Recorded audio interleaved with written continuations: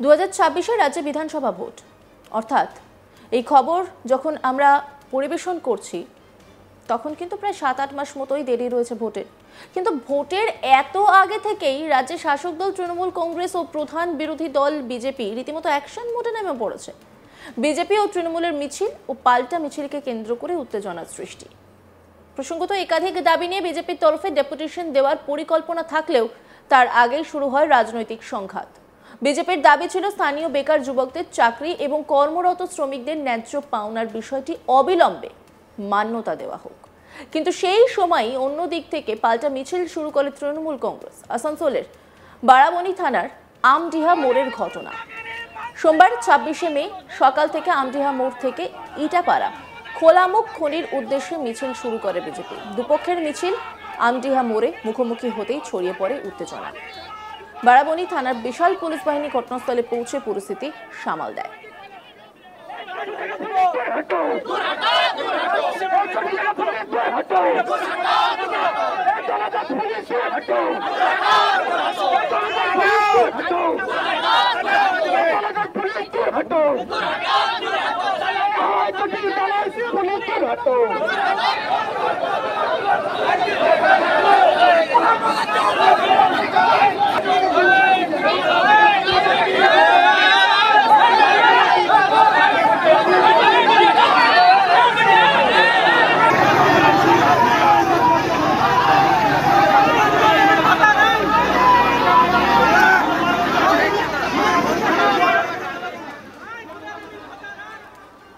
পরে পুলিশের মধ্যস্থতায় দুই পক্ষকে সরিয়ে পরিস্থিতি নিয়ন্ত্রণে আনা হয়। তবে বিজেপি নেতৃত্ব জানিয়েছে এটি প্রাথমিক কর্মসূচি ছিল। আগামী দিনে জেলা জুড়ে বৃহত্তর আন্দোলনের ডাক দেওয়া হবে। দেবতনু ভট্টাচার্য বিজেপি জেলা সভাপতি কি বলছেন তিনি শোনাবো আপনাদের।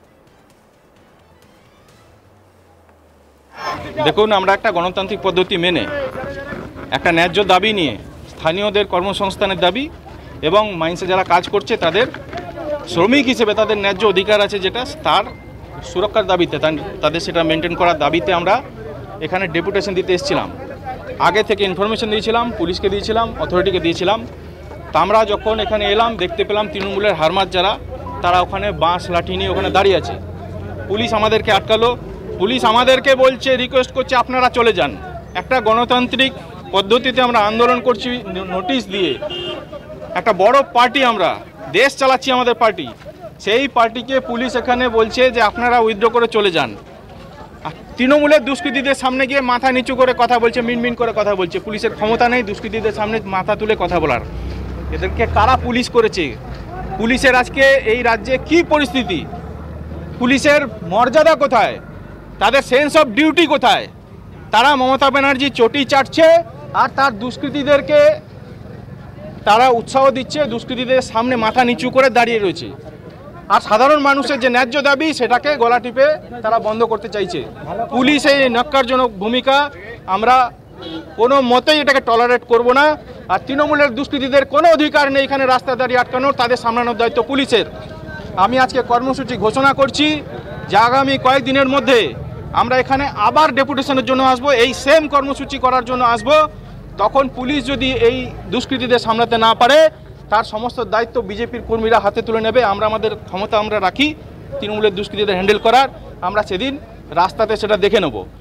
আর শুধুমাত্র যেহেতু আমরা একটা সভ্য পার্টি, ভদ্র পার্টি, মোদিজির নেতৃত্বে একটা পার্টি চলছে আমাদের, সেই পার্টির কর্মী হিসেবে ল অ্যান্ড অর্ডার যাতে ব্রেক না হয় সেই দায়িত্ব আমাদের রয়েছে। সেই হিসেবে পুলিশ পারছে না সামলাতে ওদের, সেই হিসেবে আজকে কর্মসূচি আমরা উইথড্র করছি। কিন্তু এটা টেম্পোরারি, কয়েকদিনের মধ্যে আমরা আবার এখানে ফিরে আসছি এবং তখন আপনাদের সঙ্গে এবং দুষ্কৃতীদের সঙ্গে আমাদের আবার দেখা হবে।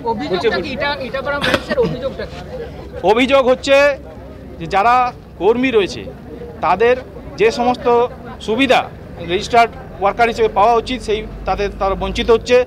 সেখানে তাদের যা পাওনা সেখান থেকে তৃণমূলের নেতারা এখানে কাটমানি খাচ্ছে।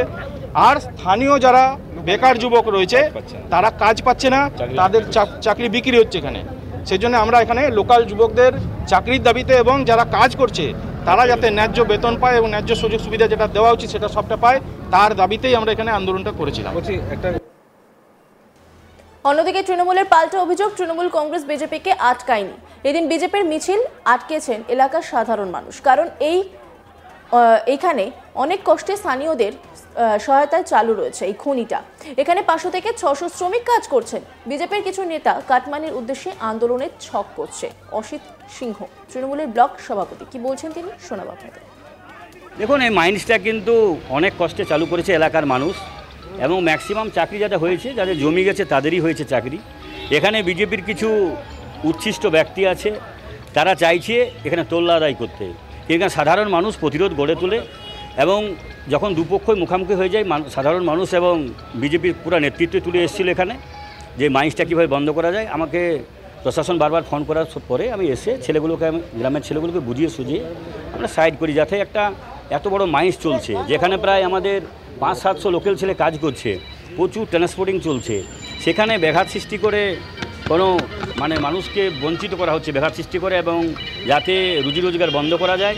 কেন বারাবণীতে সিপিএম আমল আপনারা দেখেছেন, সমস্ত মাইন্স বন্ধ হয়ে গেছিল। এখন সিপিএম আর আমাদের কিছু উচ্ছিষ্ট মানুষ বিজেপিতে গিয়ে তারা চেষ্টা করছে একই ধাঁচে যাতে এখানে বন্ধ করা যায়, কিন্তু এখন এখানে ম্যাক্সিমাম মানুষ সচেতন, জানে, তাই মানুষ আজ প্রতিরোধ গড়ে তোলে এবং তারা ডেপুটেশন দিতে পারেনি।